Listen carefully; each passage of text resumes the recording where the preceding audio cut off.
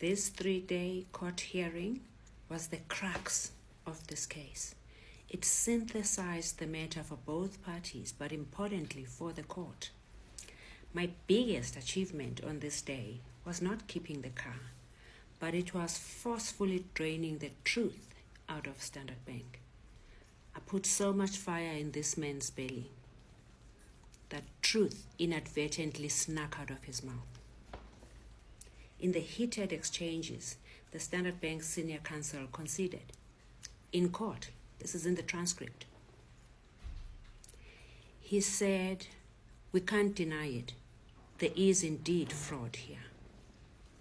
And as he said that, you must remember Standard Bank does not send 4 people to court. They have very deep pockets. They send a squad. And remember, I was not a lawyer at this time. I had to conduct research to conduct this case. I was not a lawyer. I was just relying on my knowledge of finance and banking. So as he said that, the judge said, huh? And he said, yes, there's fraud, my lord. And as he said that, somebody pulled him and the squad is sailing up. You could see what is in trouble. And he tried to recover, and he said, my lord, there is fraud, but the fraud is not from Standard Bank. The fraud is from the dealership. Yay!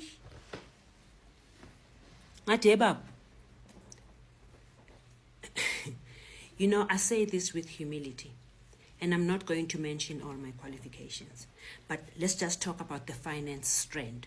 Forget the diplomas and the certificates.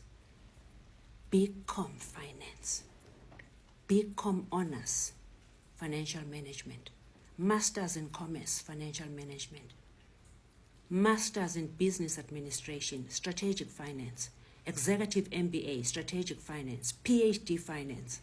And with all that knowledge, you come and tell me a dealership can commit fraud through a bank? That was Alabama. I took the NATIS registration certificate of the car. I put it in front of him. And I said, bring your fraudulent installment sale agreement. Ngati, read the engine number. He read it. Ngati, read it here.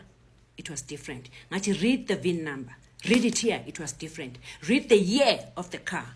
How can a car be born twice? Once 1 year and once 3 years later. Ngati, read this. Everything was changed. Ngati, the job of the biggest bank in the country, that is a financial provider to 20 million clients, they have a fiduciary duty to do things properly.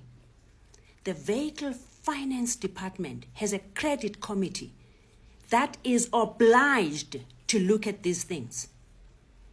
You know, there's the National Credit Act where they have to look at a number of things to make sure that the person qualifies and there's no reckless lending. But there's also responsibility to the asset. Here's the difference I want to explain.